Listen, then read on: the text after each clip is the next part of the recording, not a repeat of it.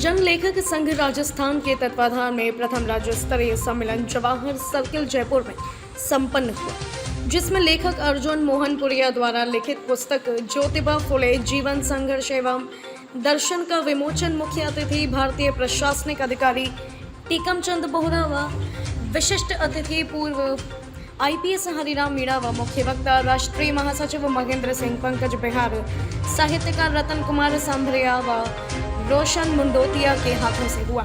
इस कार्यक्रम में सैकड़ों साहित्यकार, पत्रकार एवं लेखक शामिल हुए, जिन्होंने वर्तमान परिस्थितियों पर अपने अपने लेख, कविता व गीत सुनाए। अतिथियों ने पुस्तक के बारे में कहा कि इसमें बहुत ही सटीक व नींव से जुड़ी घटनाओं का जिक्र है, जो अब तक प्रकाशित पुस्तकों में नहीं मिलता। उक्त पुस्तक ज्योतिबा फुले व सावित्रीबाई फुले के जीवन पर सारगर्भित ग्रंथ है।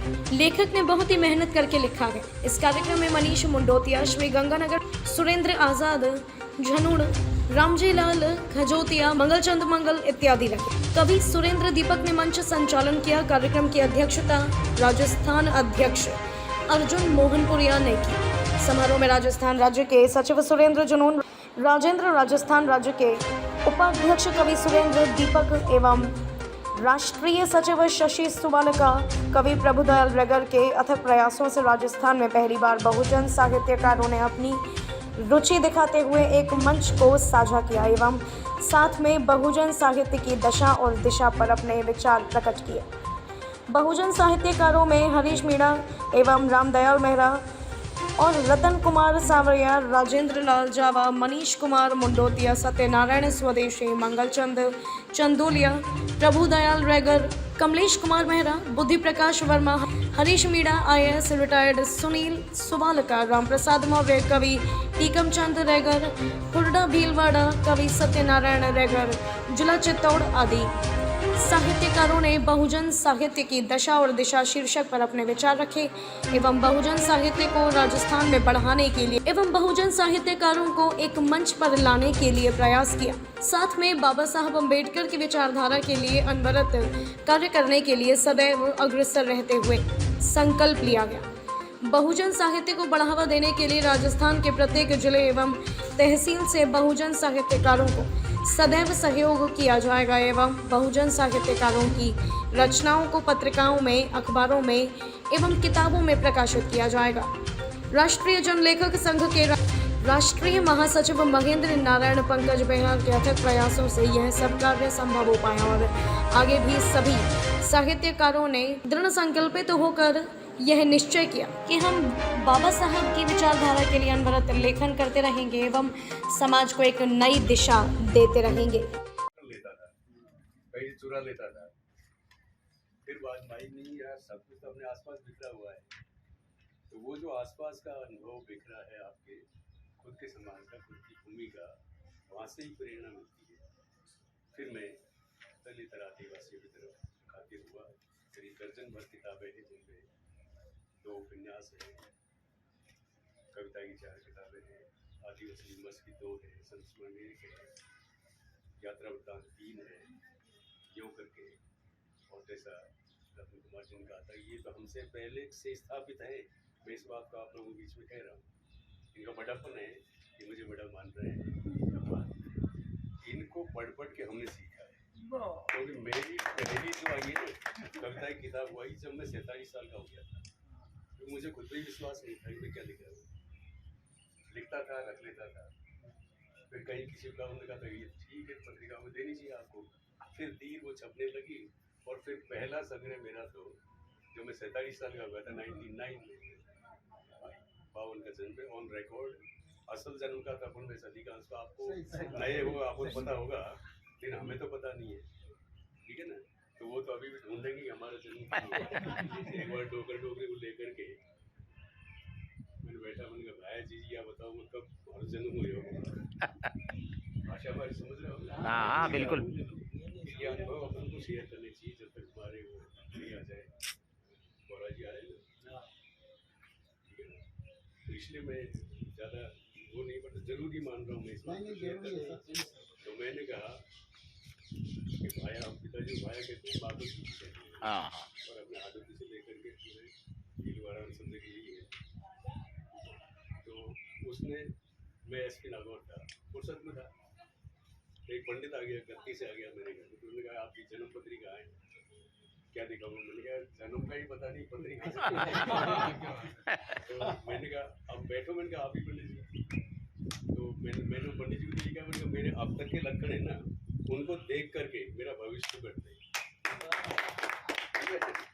खुद को देख के भविष्य करते हो, खैर वो तो अलग है। फिर मैंने पिताजी से कहा, उन्होंने मेरी मदद से कहा कि तुम बता यार कब हुए हो, तो कुल मिला के शॉर्ट कर रहा हूँ मैं, हालांकि मेरा दिया हुआ है ऑलरेडी है मेरे लेखन में है। मेरे भाया गिरिराज धोड़े मतलब जिसके सफ़ेद बाल थे, और उनका वो कजिन था मेरे पिताजी का यार, वह गिरिराज धोड़ा की दूसरी माई, उसके पिताजी की 2 औरतें थी, तो गिरिराज धोड़ा की दूसरी यारी माई मरी ना, बाकी यार 12वां हुए हो, और 12 दिन के जाने 2-3 दिन पहले या 2-3 दिन पाछे तो मैं जाऊंगा अब मैं ढूंढूं गिरिराज धोड़ा की माई दूसरी कम मरी। अब अपना तो रिकॉर्ड हरिद्वार में भी नहीं है ना, हमारा तो कहा जहाँ वो ये कौन सा है वो सरोजी में हुआ है करके, कहीं तो जाते ही नहीं कि नदी नाला में डाल के आ जाता है, पैसा कम होता है। एक जना तो गया था रास्ते में, पैसे वो जो चून बांध के भेज देते हैं ना, वो कम हो गया, तो जहाँ भी था नाला में कहते हैं जल्दी आ गया। लोगों ने पूछा हरिद्वार जाकर आने में तो टाइम इतना लगना चाहिए 3 दिन, जल्दी कैसे आ गया? फिर उससे पूछता किसी बताया महाराज बस हमने दिया उन बात खत्म हो गई हो, मैंने तो कहलामी एनीवे, तो ताकत तो वहीं से मिलेगी, और एक दूसरे को पहचाने मिले इस तरह अच्छा लगता है। और बाकी बात करते रहिए। मेरा नंबर 9414124101। निवास कहाँ है सर अपना? मेरा यहाँ ये शिव शक्ति नगर 31 शिव शक्ति नगर नियर निर्माण नगर, अजमेर रोड कर दो। हाँ। ठीक है ना, यहाँ रह रहे। वैसे गांव तो मेरा सवाई माधोपुर में बामनवास है, बामनवास जो हिंदुस्तान का सबसे फेमस रेवेन्यू विलेज है, सबसे बड़ा एग्री रेवेन्यू, क्योंकि उसमें 2 ग्राम पंचायतें एक ही गाँव में, नगर पालिका नहीं बनी, अभी बनी तो इसलिए लिया है भाई लोग, क्योंकि 2 गोत्र लड़ते रहते हैं, 2 पॉलिटिकल पार्टी है, तो एक है ये कर रखा है कि एक दोनों का अलग अलग सरपंच रहेगा, लड़ेंगे नहीं। नगर पालिका बड़ी के चेयरमैन एक होगा, लड़ोगे तो 2 सरपंच अपने अपने अलग ही रखो, और सामान्य के निर्विरोध दायित्व होते रहे। ठीक है ना, उस गाँव में आपको अफसर बहुत मिलेंगे, उस गाँव के नेता बहुत मिलेंगे, ठीक है, लेकिन एक ढंग का आदमी एक ही मिलेगा आपको। उस महान शख्सियत को नमन, जिसकी वजह से आप और हम यहाँ खड़े हैं, इकट्ठे हैं, बात कर रहे हैं, कलम तानी है। डॉक्टर भीमराव अम्बेडकर बाबा साहब को मैं नमन करता हूँ। मैं नमन करता हूँ इस राष्ट्र की पावन धरती को। मेरा नमन आदरणीय हरिराम जी मीना साहब को, नमन रतन कुमार जी सामरिया साहब को, और महेंद्र नारायण जी बंसल साहब को, और अपने अर्जुन जी मोहनपुरिया साहब, सुरेंद्र जी और सभी विद्वान साथी। महेंद्र जी से अनायास ही मुलाकात हो गई, फ़ोन का सिलसिला फिर चलता रहा, फिर सुरेंद्र जी से दूरभाषिक मित्रता हुई, फेसबुक व्हाट्सएप के जरिए जुड़े, तो वो सिलसिला आज यहाँ तक आ पहुँचा, उम्मीद है और आगे बढ़ेगा। जहाँ तक बात है बहुजन साहित्य की, तो मुद्दा ये है कि बहुजन इस शब्द से ये स्पष्ट संकेत होता है कि इस देश के अधिकांश ऐसे जो लोग हैं जो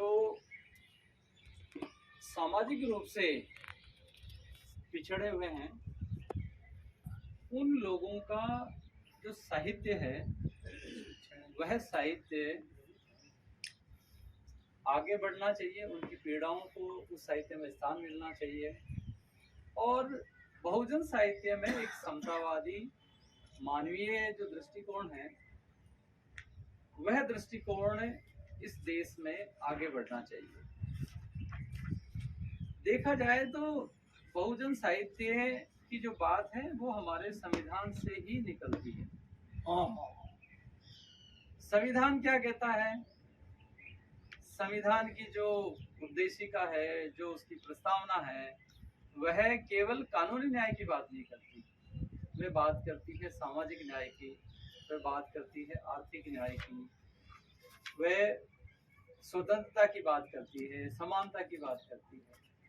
तो ये जो ऐसे मूल्य हैं जो विश्वव्यापी हैं, केवल इस देश की ही बातें नहीं है, इस देश धरा से परे भी इन मूल्यों को संपूर्ण राष्ट्रों ने स्वीकार किया है। और ऐसे जो शाश्वत मूल्य हैं, उन शाश्वत मूल्यों के लिए ही हमारा संविधान बना है और संविधान को लागू करना है। तो बहुजन साहित्य में जब ये चीजें आएंगी तो उसका मूल आधार होगा उसके साथ में किया गया जो दोयम दर्जे का व्यवहार है, जो शोषण है, जो उसके प्रति अत्याचार है। वो जब पीड़ाओं को उभार मिलेगा तो उसके दोहरे उसके प्रभाव मेरी समझ में देखने को मिलेंगे। एक तो यह है कि जो पीड़ित होता है वो अपनी पीड़ा बांट करके कदाचित कुछ रिलीव्ड फील करता है। मानसिक रूप से, मनोवैज्ञानिक रूप से आप और हम खुद भी परिवार में महसूस करते हैं कि यदि हमारे घर परिवार का कोई सदस्य किसी बात को लेकर वो कुंठित है, पीड़ित है, लेकिन यदि किसी को कह लेता है तो वो हल्का होता है। 3-4 साल तक हर संडे सर का मेरे साथ ही होता था। मैं सर के घर पे ही होती थी हर संडे को। एक तरह से सर की लाइब्रेरी पे कब्जा भी मैंने जमा रखा था, सर को अच्छे से याद है। और मतलब सर आज मैं जो भी हूँ वो सर की बदौलत हूँ। बहुत बढ़िया।